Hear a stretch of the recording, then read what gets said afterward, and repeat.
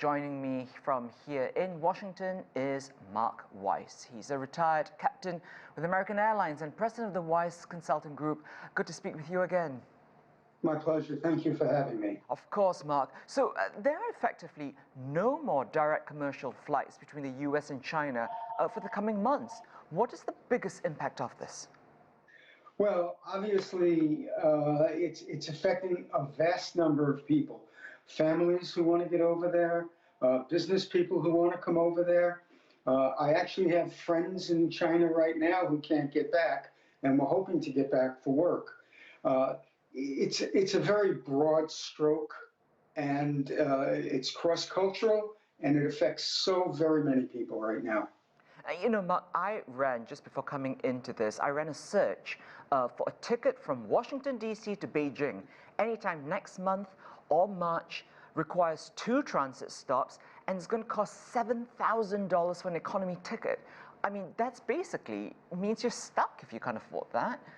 Well, absolutely. And when you think about that, it also is going to mean that you have to pay for your COVID tests, and that you're also going to have to put yourself up perhaps in a hotel overnight. So, I mean, the cost can be astronomical. It's gone beyond the pall to think about what it's going to cost to try and get back and forth to visit family if they're ill, if there's a funeral, if there's a wedding, for any occasion, really, just to be able to go home. And of course, some people say the timing couldn't be worse now. I mean, yes, with the Olympics, but of course the Lunar New Year is also around the corner, a big travel period. Do you see the flights resuming after these two? Well, February 1st is right around the corner, as you say. There are going to be literally hundreds of thousands of people who are not going to be able to be back with their families for that. Whether it's going to abate after the Lunar New Year and after the Olympics, I would have a tendency to think that it will. There's an economic toll that it's taking on not just China, but the rest of the world as well. Remember, there's a political component to this. There's a medical component to all of this.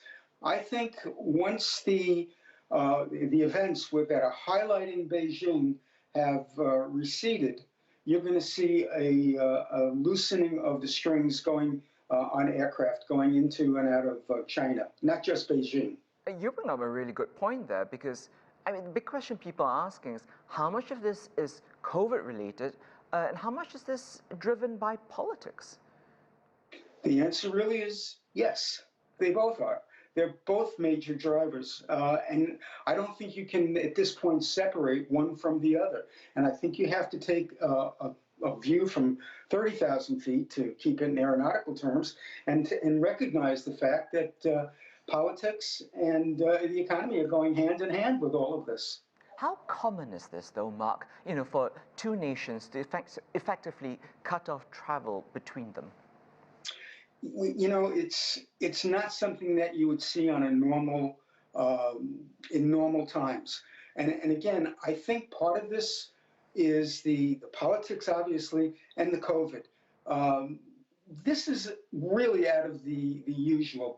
But take a look at what's happened in Europe, where countries have been banned from flying in. Whole parts of Europe you cannot get to or couldn't get to for a while. So, the circumstances that we're living under are so different than what we've normally been used to. Hopefully this isn't going to be the new normal, and we'll go back to somewhere in between of where we are now and what we've been used to in the past. And hopefully that'll come soon. Very quickly though, Mark, we know the troubles they cause, but what do these flight suspensions achieve then? Well, then if you break it down to what a political overview might look like, where you can boast and say that during the games we've had no COVID outbreaks, we've had no expansion of having to quarantine more people because of that, we've had successful outcome for the games, I think that's where you're looking, what you're looking for. That would be the outcome, I would believe, at this juncture. Mark Weiss, always a pleasure to speak with you. Thank you for your time. Thank you. Thank you.